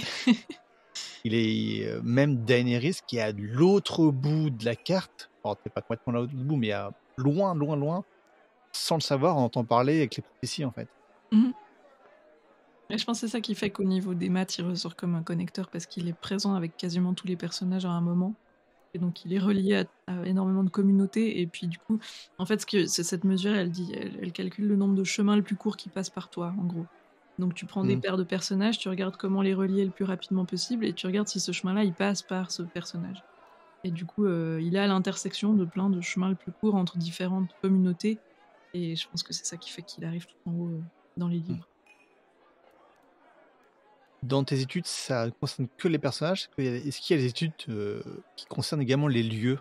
Alors tu peux faire des réseaux, qui concernent aussi les lieux. Moi, en l'occurrence, je Ouais. me suis concentrée que sur les personnages parce que Mm. ça fait déjà pas mal, et puis parce que moi, en fait, j'ai 2 angles d'attaque. Je vais pas rentrer trop dans le détail de ma thèse parce que c'est pas le but, mais en gros, je me sers de ces réseaux d'une part pour comparer des adaptations, donc c'est dans ce cadre-là que j'ai regardé un peu Game of Thrones. Donc de se dire Mhm. est-ce que, faire le réseau du livre, faire le réseau du film, c'est une bonne manière de ensuite comparer les 2 et puis de se faire un avis sur, je sais pas, est-ce que c'est toujours vrai que, il y a beaucoup moins de personnages dans les adaptations que dans les livres de base? Enfin, tu vois, répondre à des questions comme ça assez larges, grâce au réseau. Qu'est-ce qui se passe si, on veut enlever tel personnage dans l'adaptation? Est-ce que ça fait beaucoup d'impact sur le reste de la construction du réseau pour les autres personnages ou pas? Est-ce qu'on peut fusionner ces 2 pour en donner un autre? Toutes ces questions-là. Et puis de l'autre part, je travaille sur les jeux vidéo, donc j'essaye de faire, des réseaux de personnages sur des jeux, en sachant que les jeux, comme ils ont une part de liberté qui est laissée aux joueurs, peut-être que les interactions sont pas toujours les mêmes dans chaque partie. Et donc, Ouais. est-ce que j'arrive à composer avec un matériau de base qui est pas linéaire, donc contrairement à des livres, et à construire quand même des réseaux et à dire quelque chose de ces réseaux, sur des jeux. Et en l'occurrence, ce que je fais, c'est que je crée le réseau pour chaque partie et puis après je fais des moyennes de ces réseaux pour voir les connexions qui varient le plus, en fait, d'une partie à l'autre. Mais voilà, ça c'est, complètement un autre sujet. Mais du coup, c'est vrai que dans ce périmètre-là, je m'intéresse surtout aux personnages et à leurs interactions, mais il y a aussi des réseaux où tu peux rajouter effectivement des nœuds qui sont des lieux, tu peux faire des nœuds qui sont des familles, tu peux taguer tes personnages pour dire il y a que des personnages, mais chaque personnage est rattaché à un lieu et donc tu peux après colorer, tu vois, chaque nœud selon les lieux où ils vont. Tu peux aussi faire des réseaux qui varient dans le temps pour voir par chapitre ou par tome justement l'évolution des dynamiques. Et dans ce cas-là, tu peux aussi voir les déplacements, tu vois. Tu peux faire un réseau différent chaque fois que les personnages ont changé de lieu, par exemple, pour voir ce qui se passe. Il y a Mm. tout un tas de trucs que tu peux faire. À la fin, c'est un outil mathématique. Tu t'en sers comme tu en as Oui. besoin en fonction de ce que tu veux mettre en évidence, en fait. Là, en lieu, il y a quelque chose qui me vient en tête, c'est l'auberge du Carrefour, en fait. Je sais pas si vous voyez le lieu que je parle, c'est l'endroit où s'arrête au tout début du roman, là où s'arrête Ned, Sansa et Arya quand ils vont dans le sud, quand ils vont à Port-Réal. C'est également là où Tyrion est arrêté Mmh. par Catelyn et Roderick Cassel. Il y a le passage également de Tywin Lannister, et tout ça, c'est que dans le premier. Et après, en fait, c'est un lieu qui peut paraître ultra anodin parce qu'on n'est pas sur un château, on n'est pas sur une bataille et tout. Mais en fait, c'est un lieu où tout le monde passe parce que comme il est à l'intersection de la route royale, de la route, alors la grande route, la route royale, et puis je crois qu'il doit y avoir une autre route qui amène autre part. Et comme c'est à cette intersection-là, il y a plein de personnages qui passent par là. Je pense que c'est une sorte de nœud, mais c'est un nœud dont tout le monde n'a rien à faire. Il n'est pas important pour les personnages, mais il est super important pour l'œuvre. Trop bien. Mais voilà. Après, ça me vient en tête comme ça. Ouais, mais c'est tout à fait le genre de truc que tu pourrais mettre en évidence avec un outil comme ça. Eh bien, on s'achemine vers la fin de l'épisode.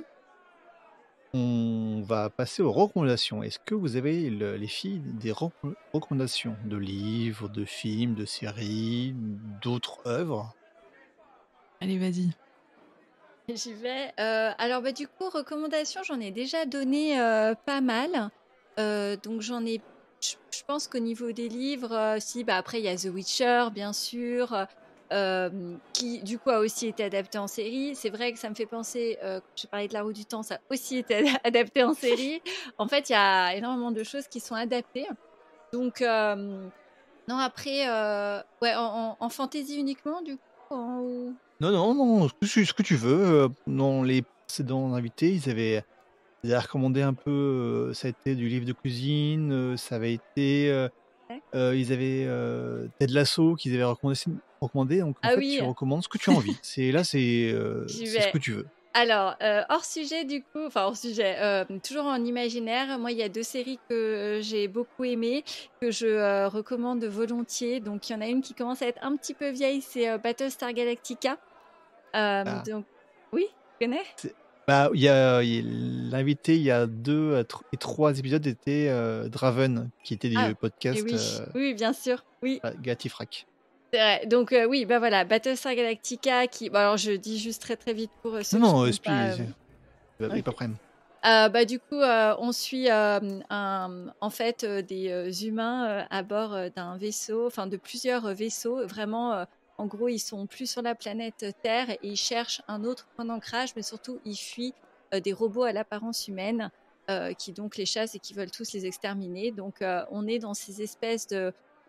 Ça peut être des huis clos dans l'espace, mais ils sont dans différents vaisseaux. Et puis ils sautent, ils fuient et ils essayent de trouver qui sont les traîtres à bord de leur vaisseau parce qu'ils savent que donc des robots sont parmi eux, mais ils ont une apparence humaine, ils se comportent comme des humains.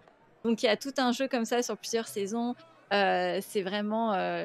c'est excellent. Des fois, c'est un peu tordu. Il y a un ou deux personnages qui sont un peu... voilà. Mais c'est vraiment un super bon exemple de série SF. Et bah, du coup, je vais conseiller une autre série SF, c'est The Expanse, qui est aussi en livre. Mais par contre, là, je n'ai pas lu les livres. J'ai juste vu la série. Mais c'est vraiment très, très, très, très bien.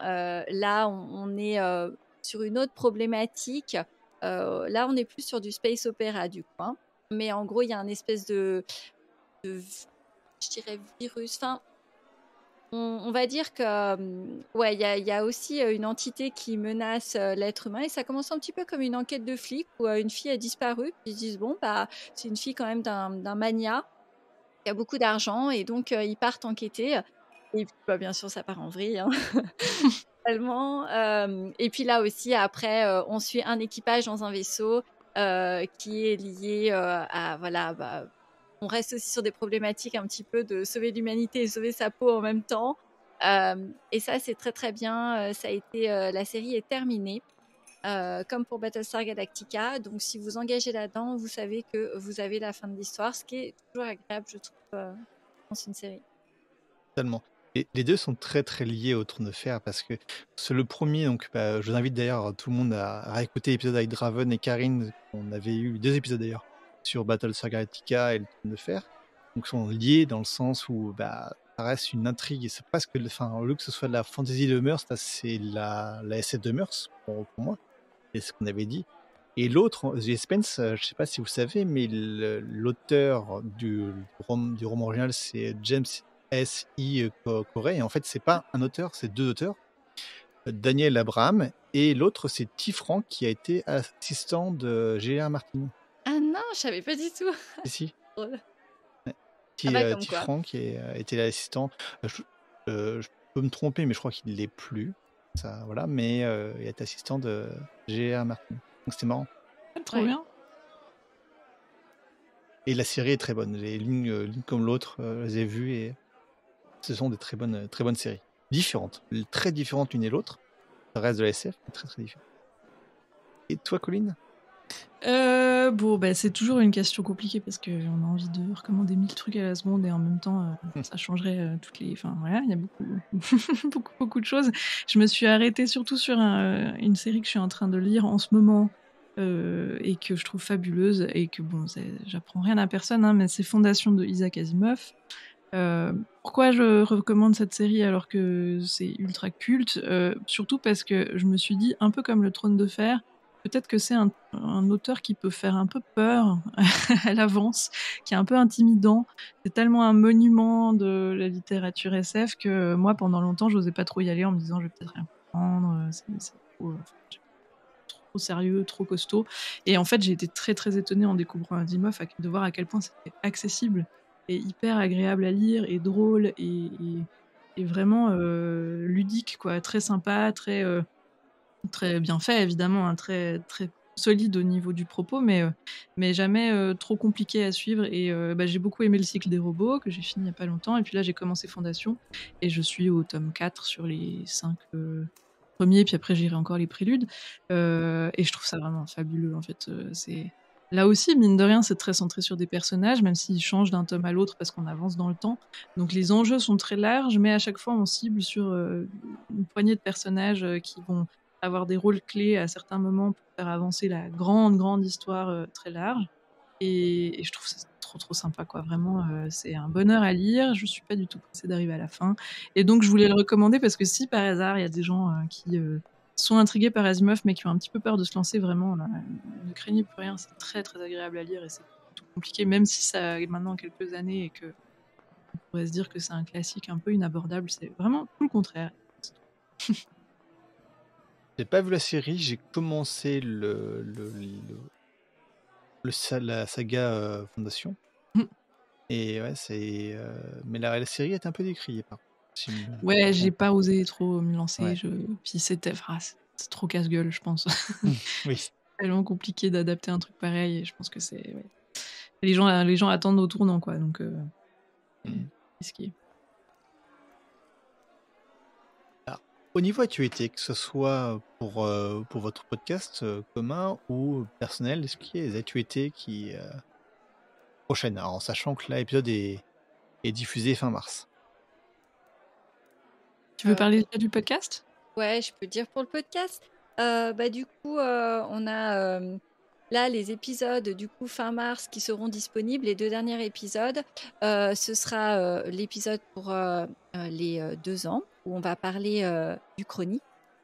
Donc c'est aussi un thème qui est pas forcément très connu ou très lu dans l'imaginaire. Donc ça peut être sympa si les gens ont envie de découvrir ce thème. Et celui qui sortira aussi en mars, le deuxième, ce sera une interview avec Emmanuel Chastelière, qui est un auteur qui d'ailleurs a écrit de l'Uchronie aussi, mais qui a écrit aussi de la fantaisie. Pareil, avec des grandes fresques de personnages. D'ailleurs, ça peut aussi intéresser les auditeurs. Donc ça, c'est les 2 épisodes qui seront disponibles donc en mars. Et ça veut dire que oui, à la sortie de l'épisode, les auditeurs pourront les écouter. D'accord, nickel. Et puis, si jamais ça vous intéresse de faire un tour à Épinal, fin mai, le 23 mai jusqu'au 26, il y a les Imaginales, moi j'y serai. C'est un festival de l'imaginaire, justement, littéraire et aussi BD. Enfin, il y a différentes disciplines autour de ça. Et c'est toujours un moment super sympa. Moi, je serai modératrice cette année, donc j'animerai quelques tables rondes. Donc je devrais y être quasiment tout le long. Et allez-y parce que c'est vraiment très chouette. Voilà. Et c'est gratuit. Et c'est gratuit. C'est gratuit. Et troisième raison pour y aller, c'est qu'il y a, alors moi personnellement non, mais la garde de nuit sera présent. Ah, parfait. Ah, on ira Ça, les vous voir. pourrez vous croiser là-bas aussi. Avec plaisir. Voilà. Je dirais à mes collègues de vous faire un coup. Très volontiers. Ouais. Eh bien, Mariti et Colline, je vous remercie beaucoup d'être venus sur le mur. Sur quels réseaux sociaux on peut vous trouver et sur quelle plateforme on peut trouver votre podcast? Ouais, tiens. Alors, moi, je suis sur Instagram. Donc, le nom, c'est @veryimportantbook. Et au niveau du podcast, du coup, vous pouvez trouver les posts de sortie du podcast sur mon compte. Et sinon, le podcast est disponible sur toutes les plateformes standards, donc Spotify, Apple Podcast, Deezer. Google Podcast va bientôt fermer, mais il est aussi dessus. Vraiment, tous les autres, il y a plusieurs autres marques comme ça dont je ne me souviens pas, mais ouais, vous pouvez le trouver facilement. Et moi, je suis aussi plutôt sur Instagram. Mon arrobase, c'est déjeuner sous la pluie. C'est le nom de mon blog littéraire à la base qui est un petit peu en friche là depuis quelques temps. Mais bon, je suis aussi d'ailleurs très peu active sur Instagram au niveau des publications. Je suis vraiment très mauvaise en réseaux sociaux. Mais au moins là-dessus, il y a mon Linktree si jamais vous voulez tomber sur le podcast. J'ai mis le Linktree dedans. Et puis, je suis aussi chroniqueuse sur un site de jeux vidéo qui s'appelle je suis un gamer.com. Il y a aussi le lien dans ma bio Insta si vous voulez trouver ça. Un autre podcast littéraire qui s'appelle Entre nos pages, qui est aussi dans ma bio Insta. Donc voilà, rendez-vous là en sachant que je publie plus ou moins rien jamais. Ouais. Je mettrai tous les liens de façon de vos réseaux, du podcast, puis je mettrai également le lien que nous a recommandé Colline sur Network of Thrones, Network of Thrones, voilà, c'est ça. Là, où il y a les liens entre les personnages, tous les axes. Parfait. Et bien de l'autre côté, chers auditeurs, en attendant le prochain épisode, abonnez-vous au flux, envoyez-nous vos commentaires par corbeau numérique, que ce soit sur les applis de podcast, sur YouTube ou sur le forum. La garde de nuit, comme vous l'entendez, c'est un podcast, mais c'est aussi une communauté avec son blog, son forum, son wiki, et tout récemment même son Discord. Donc j'invite tout le monde à venir nous rejoindre, quel que soit le support, dont le très récent Discord. et puis à écouter tous nos podcasts, à aller voir nos Twitch, que ce soit que ce soit les bilans, les Twitch sur les thèmes de Trône de Fer, ou même ce qui est le manuscrit du Maître Aemon, parce qu'en fait, on fait également à notre petite mesure des recommandations littéraires autres que le Trône de Fer avec les Twitch de Maître Aemon. Eh bien, merci encore à vous deux. Merci à toi de Merci. l'invitation. C'était trop chouette. C'est très chouette aussi de mon côté. Donc, au revoir, puis à bientôt à Épinal pour la garde de nuit et pour vous. Puis, chers auditeurs, à bientôt, au mois prochain pour moi, avec un nouvel épisode de la garde de vous. Et sûrement, dans 15 jours, un épisode fait par Chris, du son du mur. Au revoir. À Au bientôt. revoir.